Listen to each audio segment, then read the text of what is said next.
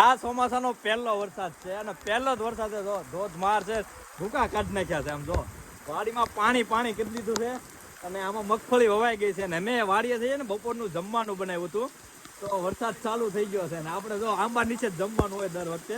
તો જો ચાલુ વરસાદે આંબા નીચે જ જમવાનું છે. અને આ જમવામાં શું બનાવ્યું છે તમને બતાવું. ઓહો ગરમા ગરમ હો ભાઈ. હા આ છે ગરમમાં ગરમ ઉપમા. દારવાડી થાય જો ડીશમાં નો થાય. ડીશમાં ને તૈતી બાકી બજે થાય છે.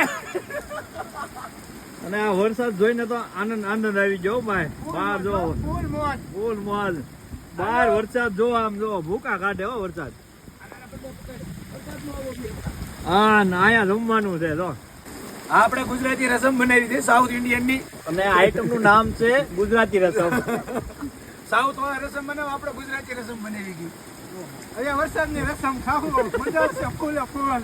અને આ ચોમાસાનો પહેલો જ વરસાદ છે ને પહેલો વરસાદ જોઈને તો આમ આનંદ થઈ ગયો કે. અને આજીભાઈ મગફળી વાવી દીધી તો હવે એને ભાઈ ફાયદો થઈ ગયો. હવે કઈ ઉપાધિ નહીં પણ વાવણી પૂરી થઈ ગઈ છે, કપાસિયા વવાઈ ગયા, કામકાજ ઘણું પૂરું થઈ ગયું છે. તો આ જમવાનું હાલે છે ને જમવામાં જો આપણે નાખીને બોલવું. સાઉથ ઇન્ડિયન ની રસમ કહેવાય છે પણ આપણે ગુજરાતી સ્ટાઇલ આપણે ગુજરાતી રસમ બનાવી છે. જો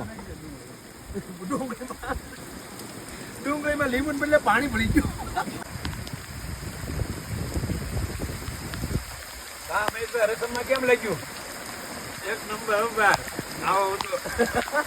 આવો સારો વરસાદ આવે છે, ગરમા ગરમ જમવાનું મજા આવી જાય. એમાં આપણે આંબા નીચે તો આપણે પેચલ જગ્યા છે. વરસાદ હોય કે ન હોય આપણે આંબા નીચે જમવાનું હોય.